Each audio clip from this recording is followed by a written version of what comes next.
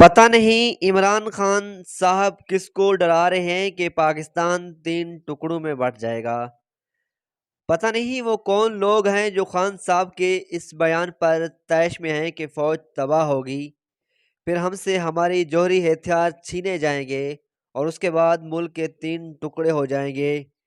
یہ شاید سب وہی لوگ ہیں جو بچپن سے ہمیں بتاتے آئے ہیں کہ یہ ملک اسلام کے نام پر بنا تھا، فوج اس کی سلامتی کی ضامن ہے۔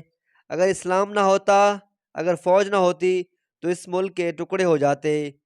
یہ کوئی نہیں بتاتا کہ اسلام بھی قائم و دائم ہے، فوج کا سایہ بھی ہمارے سر پر ہمیشہ سے سلامت ہے۔ لیکن اس کے باوجود ملک کے 2 ٹکڑے ہو چکے ہیں، بلکہ آبادی کے لحاظ سے ملک کا بڑا حصہ اپنے چھوٹے بھائی سے آزادی حاصل کر کے نسبتاً سکون کی زندگی گزار رہا ہے۔ لیکن ہم نے اپنی تاریخ کی کتابوں سے بنگلہ دیش کا نام و نشان تک مٹا دیا ہے۔ ہائی اسکول کے ذہین طالبہ سے پوچھو تو وہ بھی حیران ہو کر پوچھتے ہیں کہ واقعی بنگلہ دیش پاکستان کا حصہ تھا۔ اگر کوئی پوچھ بیٹھے تو ہم سازش کا رونا رو کر اسے چپ کروا دیتے ہیں۔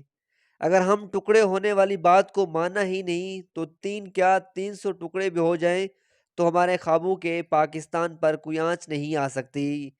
ویسے بھی جو اشرفیہ ریاست کے نام پر دنیا سے ملے ٹکڑوں پر جینے کی عادی ہے، اسے ملک کے ٹکڑے ہونے کی کیا فکر ہوگی؟ اگر ہوتی تو اسے نظر آتا کہ وطن کے 3 سے زیادہ ٹکڑے تو پہلے سے موجود ہیں۔ بلوچستان میں کئی سفید پوش لوگ ایسے ہیں جو اپنی ساری عمر کی جمع پونجی اکٹھی کر کے اپنی اولاد کو پڑھنے کے لیے پاکستان کے دوسرے حصوں میں تعلیم کے لیے بھیجتے ہیں۔ بہتر تعلیم ایک ثانوی مقصد ہے۔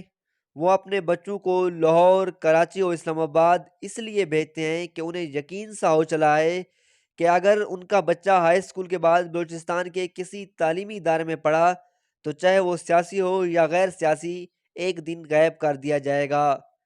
پھر وہ باقی عمر اس کی مسخ شدہ لاش کا انتظار کریں گے اور مسنگ پرسن کے کیمپ میں ان کی تصاویریں اٹھا کر بیٹھیں گے۔ لیکن اب وہ سیانے بلوچ والدین بھی جنہوں نے اپنے بچے پاکستان کے نسبتاً محفوظ ٹکڑوں میں بھیجے تھے، پچھتا رہے ہیں کہ بچوں پر پیسہ بھی خرچ کیا، جدائی بھی برداشت کی، لیکن ان کے بچے لاہور اور اسلام آباد سے بھی اٹھائے جا رہے ہیں۔ ان کی زندگی تو پہلے ہی ٹکڑوں میں بسر ہو رہی ہے، انہیں کتنے ٹکڑوں سے ڈراؤ گے؟ عمران خان اقتدار میں آنے سے پہلے بڑی دردمندی سے کہا کرتے تھے کہ جب وہ وزیراعظم بنیں گے تو کسی شہری کو غائب نہیں کیا جائے گا۔ ان کے دور حکومت میں کچھ غائب شدہ افراد رہا بھی کیے گئے۔ یہ کبھی نہیں پوچھا گیا کہ اغوا کار کون تھے، لیکن ان سے دگنی تعداد میں اور لوگ اٹھا لیے گئے اور ان میں سے کئی لوگ عمران خان کی حکومت کی ناک کے عین نیچے یعنی اسلام آباد میں۔ عمران خان اقتدار کے دوران کہتے تھے کہ وہ مکمل بااختیار ہیں، اب کہتے ہیں ان کے ہاتھ بندھے ہوئے تھے۔